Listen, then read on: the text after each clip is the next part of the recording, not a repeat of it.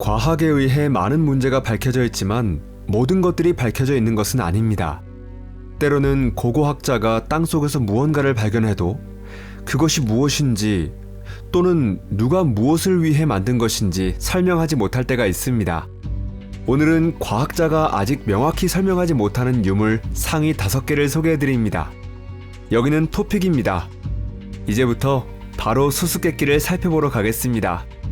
그럼 시작합니다.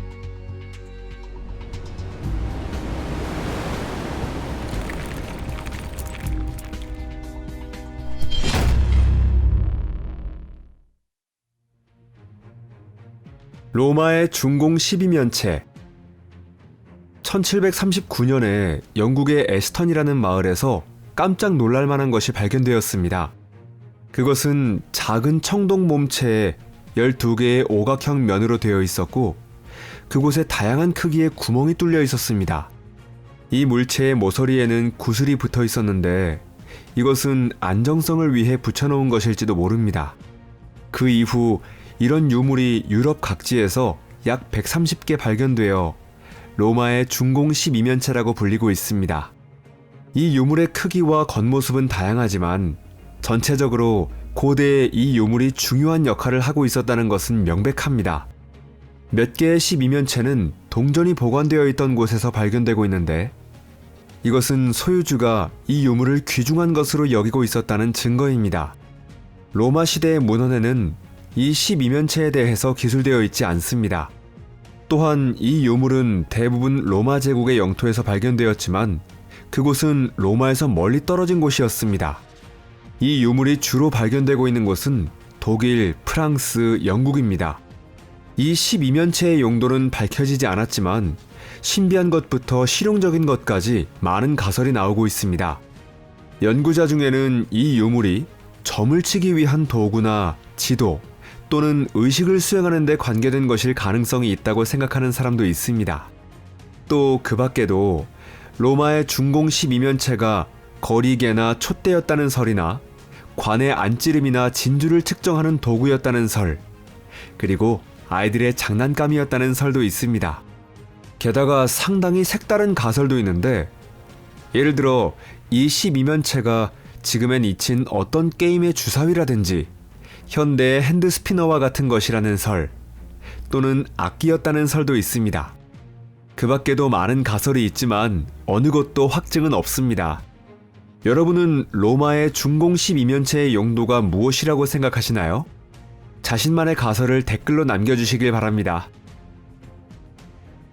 메누티스.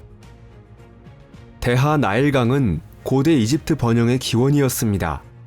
나일강은 이집트의 비옥한 땅을 선사하였지만 특히 풍요로웠던 토지는 강이 지중해로 흘러드는 델타지대였습니다. 이 땅에서는 다양한 시대에 10개의 도시가 번성하였고 그 중에는 지금도 존재하는 알렉산드리아나 유명한 로제타 스톤이 발견된 로제타, 그리고 이집트의 수도 카이로도 포함되어 있습니다. 보물찾기를 한다면 여기밖에 없을 것입니다. 1989년 프랑스의 고고학자인 프랭크 고디오와 그의 팀은 고대 유적의 탐색을 시작하였는데 놀랍게도 그 장소는 물속으로 아부키르만의 해저였습니다. 그는 고대 연대기에서만 존재하는 도시를 발견하고 싶어 했고 이를 위해 현대의 기술을 사용하기로 하였습니다. 고고학자들은 자기장을 측정하는 장치인 자기 센서를 배에 싣고 잔디깎기로 잔디밭을 이동하는 것처럼 만 내를 탐색하며 돌았습니다. 그리고 곧 성과를 얻을 수 있었습니다. 바닷속 2곳에서 자기장을 극도로 왜곡시키고 있는 것이 발견된 것입니다. 잠수부들은 잠수로 심해 6m에 도달하여 그곳에서 해저의 모래를 파내어 갔습니다.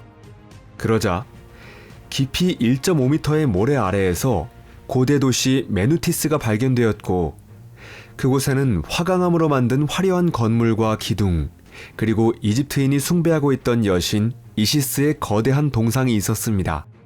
두 번째 장소에서는 카노프스 마을의 수몰된 부분이 발견되었고 해저의 모래 속에서 와인을 담는 용기와 조각상, 금화가 발견되었습니다.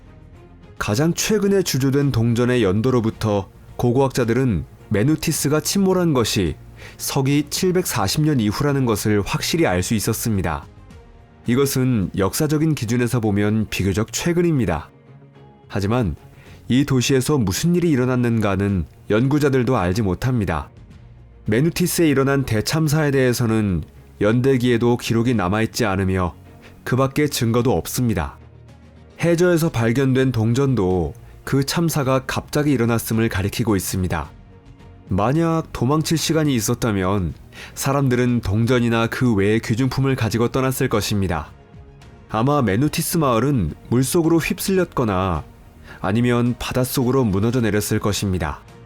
그 원인은 지진이나 쓰나미였을지도 모르고 아니면 다른 재해였을지도 모릅니다. 이 일에 대해서는 아직도 연구자들 사이에서 의견이 갈리고 있습니다. 켄싱턴 룬스톤. 1898년에 스웨덴계 미국인 농부 올로프 오만은 경작할 수 있는 땅을 늘리기 위해 새로운 땅의 나무를 뿌리째 파내기 시작했습니다. 그리고 그중 한 나무에서 그가 놀랄만한 발견을 했습니다. 사시나무의 뿌리가 빽빽이 얽혀있던 큰 돌이 있었기 때문입니다. 모두 모여 이 놀라운 유물을 보고 있었는데 올로프의 10살짜리 아들이 이 돌에 무언가 기호가 새겨져 있다는 것을 발견했습니다. 그것은 룬 문자였습니다. 그리고 현재 이 유물은 켄싱턴 룬스톤으로 알려져 있습니다.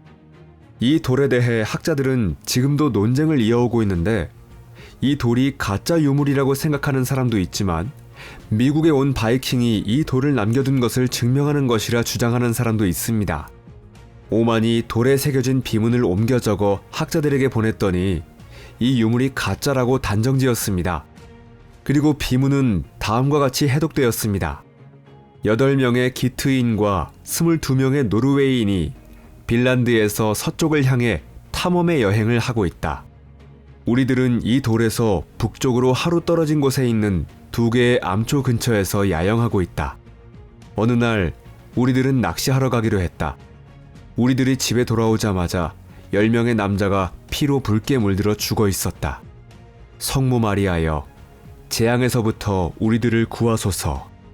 14일간 이 섬에서 여행한 곳에는 우리의 동료인 10명의 남자가 해변에 있어 우리들의 배를 지키고 있다.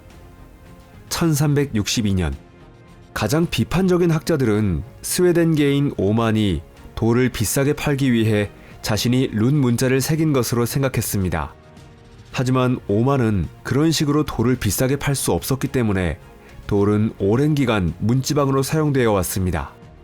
오만은 9년 뒤에 겨우 이 돌을 10달러에 팔았지만 그래서 특별히 부자가 된 것도 아니었습니다. 현재 이 룬스톤은 미네소타주의 박물관 중 하나에 소장되어 있지만 아직도 논쟁의 대상이 되고 있습니다.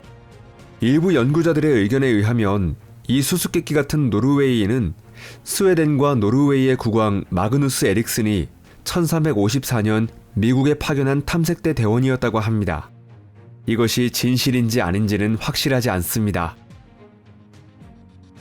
아칸바로의 토우. 1944년 독일 이민자인 발데마르 율스루트가 멕시코의 작은 마을 아칸바로 근처를 지나갈 때 지면 위에 토우와 몇 개의 도자기 조각, 그리고 가공된 돌이 떨어져 있던 것을 발견했습니다. 율스루트는 이것에 흥미를 느껴 현지 농민에게 이야기를 해보자 그들은 나서서 같은 모양의 유물을 몇 개 정도 찾아 팔아주었습니다. 하지만 가격은 쌌는데 하나에 겨우 10센트였습니다. 그런데 이것은 놀라울 정도의 유물이었습니다. 가면이나 악기 유물도 있었지만 가장 주목할 만한 가치가 있던 건 토우였습니다. 그 중에는 공룡이나 고대 이집트인 수메르인의 토우가 있었는데 이 지역에 이와 같은 것들이 있다는 것은 매우 놀라운 것이었습니다. 율스루트는 이 유물에 흥미를 갖고 33,000점의 아칸바로의 토우를 수집했습니다. 최초로 열 루미네센스법으로 토우를 분석해보니 이러한 토우가 만들어진 것이 기원전 2500년쯤이었다는 것이 판명되었습니다. 이것은 엄청난 센세이션입니다. 하지만 분석 방법에 오류가 있었다는 의견이 있었고 이 유물의 센세이셔널함도 바로 부정되었습니다. 새로운 자료에 의하면 이 진귀한 토호는 1939년 이후에 만들어진 것이라고 합니다. 하지만 이 유물이 고대의 것이라고 주장하는 사람들도 있습니다. 그들의 지적에 의하면 율스루트의 컬렉션에는 도자기와 함께 석상이 포함되어 있었는데 그 석상에는 위조가 불가능한 침식의 흔적이 있다는 것입니다. 아칸바로의 토우의 진위에 대해서는 아직도 결론이 지어지지 않았습니다. 과달페랄의 고인돌. 1926년 독일의 고고학자 후고 오버마이어가 이끄는 조사대가 스페인에서 전혀 생각지도 못한 것을 발견했습니다. 그것이 과달페랄의 고인돌로 스페인의 스톤헨지라 불리고 있는 것입니다. 실제로 이 거석구는 영국의 유명한 관광 명소와 유사하고 적어도 영국의 것과 같은 정도로 오래된 유적이라는 것은 틀림없습니다. 타호강 물가에 있는 가장 오래된 돌은 약 5,000년 전에 설치된 것으로 그 목적은 밝혀지지 않았습니다. 또한 누가 150개의 화강암으로 만들어진 거석군을 쌓은 것인지도 알 수 없습니다. 어쩌면 이 유적은 고대의 신전이거나 매장지였을지도 모릅니다. 돌에 물결 모양의 장식이 되어 있는 것으로부터 연구자들은 과달페랄의 고인돌이 타호강의 물을 떠받드는 것은 아닐지 추측하고 있습니다. 높이 2m의 선돌에 뱀과 몇 개의 잔이 그려져 있는 것도 그 가설을 뒷받침하고 있습니다. 하지만 이것은 여러 해석 중 하나에 불과해서 더욱 연구가 필요합니다. 그렇다곤 해도 이 유적을 조사하는 것이 간단하진 않습니다. 왜냐하면 1963년에 발데카냐스 저수지가 만들어진 후에 이 거석군이 물에 잠겨버렸기 때문입니다. 극도로 더울 때 가끔 이 거석군 전체가 보이게 될 때가 있는데 이것은 고고학자들에게 있어 축제처럼 기쁜 날입니다. 저희에게 있어 정말로 기쁜 것이라고 한다면 그것은 여러분들이 좋아요를 눌러주시는 것과 SNS에 영상을 공유해주시는 것입니다. 항상 도와주셔서 정말 감사드립니다. 그러면 곧 다시 만나요. 안녕히 계세요.